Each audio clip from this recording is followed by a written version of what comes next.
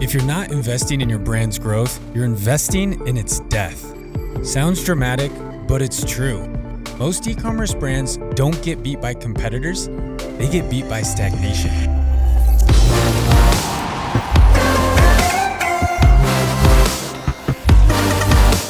Today I'm going to unpack why brands that stop innovating eventually flatline, how to recognize when you've hit market maturity, and what smart founders do to keep growth alive. Let's start by talking about the myth of stability. This is the founder mindset of, I'll just keep milking this one SKU. This one SKU is profitable. I'm making $5,000 or $10,000 a month. But the reality check here is that there's going to be rising costs over time. Ads are going to get more competitive. Shipping could increase. Fees on Amazon seem to always increase over time. And customer interest fades. We see this a lot with my own brand when we're selling design-specific SKUs and products. A design that might be trending and popular in 2024 may not be as popular or trending in 2025. And competitors can catch up, especially if you're selling a product that's trending or maybe even considered somewhat of a fad. You may have the first to market advantage, but usually that doesn't last for very long. Coasting in business is like standing on an escalator that's going down. If you're not climbing,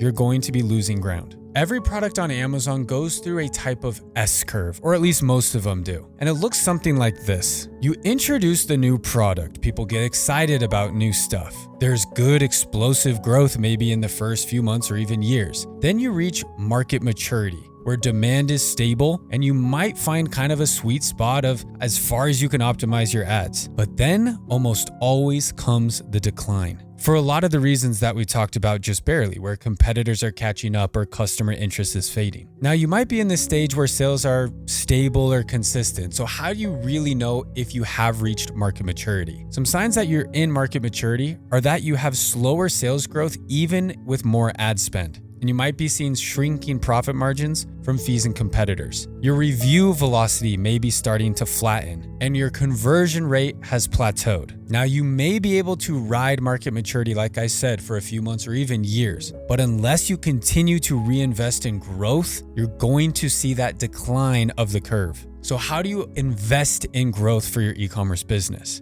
The first and probably best way to invest in new growth, especially if you're an established brand, is new SKUs or new product lines. These could be complementary products, seasonal products. The second is to invest more in brand assets. Maybe you need to add or improve your A+ content, film more video, improve the design or packaging of your product. And the final is to invest in customer experience. That could be launching new bundles, coming up with some sort of loyalty program, something to incentivize repeat purchases. The consulting firm McKinsey found that brands expanding SKUs by 20 to 30% annually outpace single SKU brands in the long term.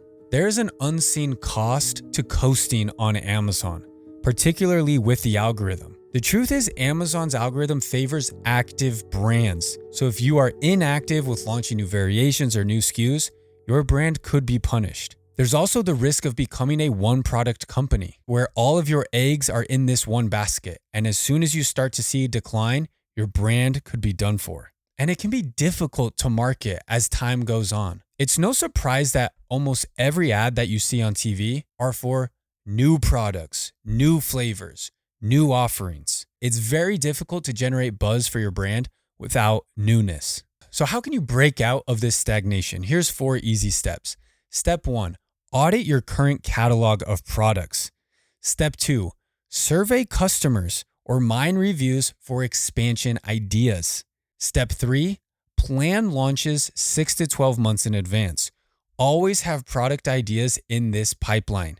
And that leads to step 4, treat your product pipeline as R&D, not just a side project, but really commit and invest in it. Apple doesn't wait for iPhone sales to tank before designing the next one. They're overlapping their growth curves, and we need to adopt that similar type of mindset if you want to stay relevant long term. The truth is, your business is either growing or it's dying. It's very, very difficult to stay stagnant. There's no safe middle lane. So the question is, what's going to be your next product? And are you brave enough to invest in it before your current winner runs out of steam?